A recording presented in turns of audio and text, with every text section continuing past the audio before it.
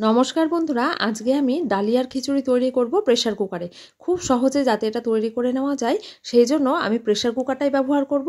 তো বিশেষত এই মঙ্গলচণ্ডীর পুজো রয়েছে এই মাসেই আমরা কিন্তু প্রত্যেক মঙ্গলবার অন্ন যেহেতু খাই না, সেই জন্য ডালিয়ার উপরই নির্ভর করতে হয়। আর লুচি পরোটা খেলে পেটের কিন্তু গণ্ডগোল হয়, সেই জন্য আমি খুব সহজে প্রেসার কুকারে এক পাকে তৈরি করে নেব।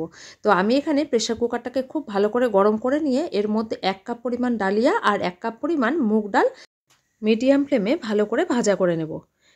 ভালো করে যখন ভাজা হয়ে যাবে তখন এটা অন্য একটা পাত্রে ঢেলে নেব। তারপরে জল দিয়ে ধুয়ে ভালো করে পরিষ্কার করে জল ছড়িয়ে রেখে দেব একটা স্ট্রেনারে করে। প্রেসার কুকার তো গরম রয়েছে, এর মধ্যে সাদা তেল আর ঘি দিয়ে তার মধ্যে তেজপাতা ফোড়নে দিয়ে দেবো আর দিয়ে দেবো গোটা গরম মশলা, দারচিনি, লবঙ্গ, এলাচ। ফোড়ন যেন কোনোভাবে পুড়ে না যায়। ফোড়নটা একটু ভাজা হলে আদা, কাঁচা লঙ্কা বাটা সেটা এর মধ্যে দিয়ে দেবো। মিক্সির বাটি ধুয়ে জলও দিয়ে দেবো। এর মধ্যে দিয়ে দেবো হলুদ গুঁড়ো আর দিয়ে দেবো অল্প পরিমাণে লবণ। তারপরে মশলাটাকে খুব ভালো করে কিন্তু কষিয়ে নিতে হবে। মশলা থেকে যতক্ষণ না তেল আলাদা হয়ে যাচ্ছে ততক্ষণ পর্যন্ত মশলাটাকে কষিয়ে নেব। আর ওদিকে ভালো করে জল ছড়িয়ে ডালিয়া আর মুগ ডালটা রেখে দিয়েছিলাম, ভালো করে ধুয়ে নিয়েছিলাম, সেটা এই মশলার মধ্যে ঢেলে দেব।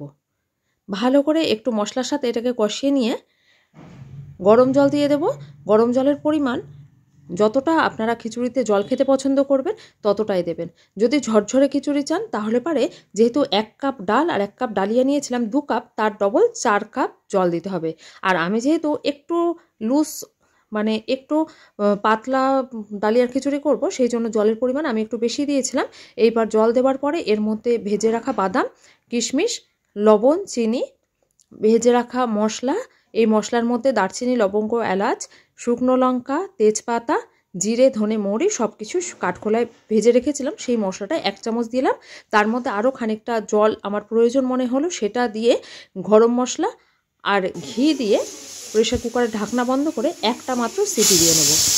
কিছুক্ষণ পরে ঢাকনাটা খুলে আমি গরম গরম পরিবেশন করব ডালিয়ার খিচুড়ি।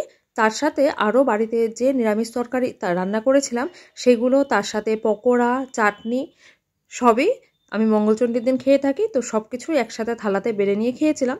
বাড়ির সবাই খেয়ে তো খুব পছন্দ করেছে। আর আমি কিন্তু বাড়িতে এইভাবে ডালিয়া তৈরি করি, বাচ্চাদের টিফিনেও দিয়ে থাকি। তো রেসিপিটা ভালো লাগলে অবশ্যই একটা লাইক করবেন আর চ্যানেলটা সাবস্ক্রাইব করবে, আমার পাশে থাকবেন।